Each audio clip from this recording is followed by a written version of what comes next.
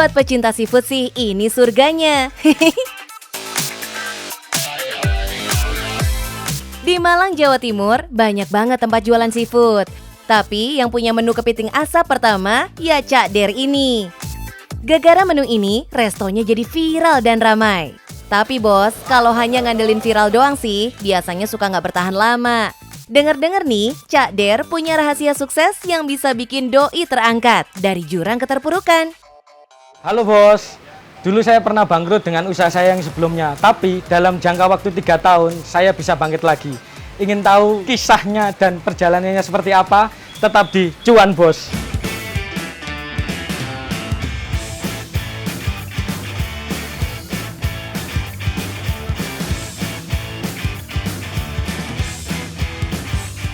Setiap hari, kepiting-kepiting ini didatangkan langsung dari Pasuruan, bos.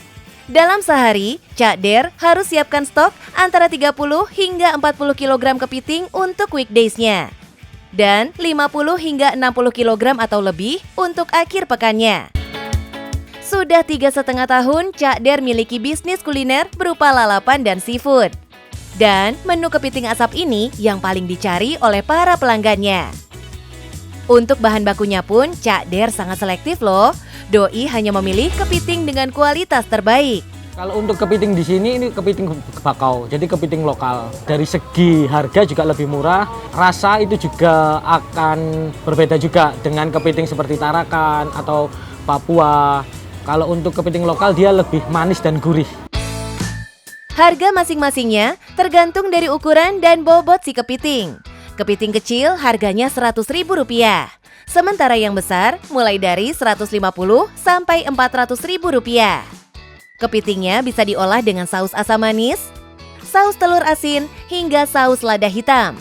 Tapi juaranya sih ya kepiting asap ini bos, yang bumbunya Cak Der racik sendiri. Inilah yang membedakan resto kaki lima seafood miliknya dengan resto seafood lainnya. Di luar sana itu juga banyak usaha-usaha yang mungkin akan sama dengan kita. Tapi kita juga harus bisa membuat satu tameng untuk produk kita seperti kepiting asap. Orang akan mengena dengan brand kepiting asap adalah Cak Der. Jadi ketika ada orang lain yang menciptakan kepiting asap, orang udah termindset kepiting asap ya Cak Der. Nih, Mincuan kasih spill kayak gimana sih kepiting asap itu? Sama seperti menu kepiting lainnya. Pertama, kepiting dimasak terlebih dahulu dengan bumbu racikan Cak Der. Lalu, kepiting dibungkus dengan menggunakan daun pisang sebelum dibakar. Bos, ini adalah tampilan kepiting asap yang akan diproses untuk dibakar. Kenapa ini harus dibakar? Agar aroma smoky-nya lebih dapat dan wangi dari daun pisangnya lebih meresap ke dalam kepiting asapnya. Bakarnya juga nggak lama bos, karena sebenarnya kepiting sudah matang saat proses pemasakan pertama. Rasanya ajaib bos, ada aroma smoky dan harum dari daun pembungkusnya.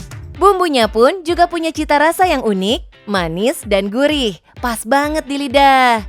Jangan lupa icip menu yang lain ya. Ada aneka olahan ikan dorang, hingga ayam dan bebek yang harganya bervariasi. Mulai dari belasan ribu hingga Rp60.000. Kita sama aja dengan yang lain, kita juga menganut konsep resto kaki lima, resto dan kaki lima. Jadi untuk harga kita juga sama murah, tapi kita juga bisa memberikan fasilitas lebih dan experience yang berbeda.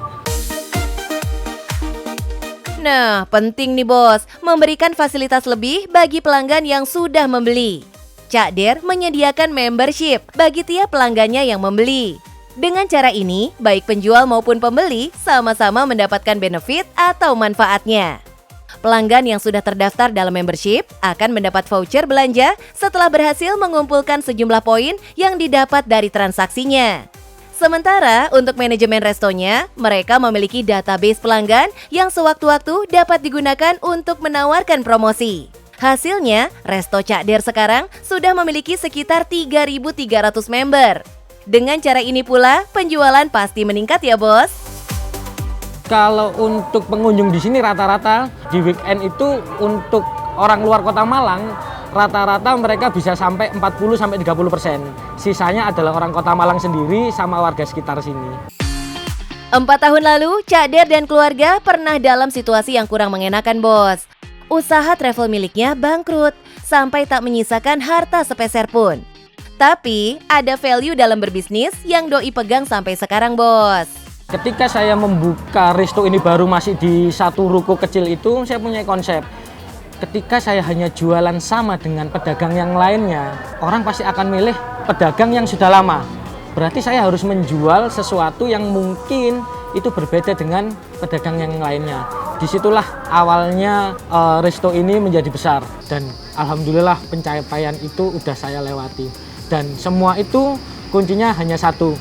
Setiap keuntungan jadikan modal, keuntungan jadikan modal.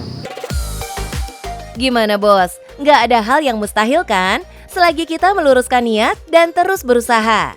Mungkin hal yang tampak musibah di mata kita bisa jadi jalan menuju hal yang lebih baik ya, Bos.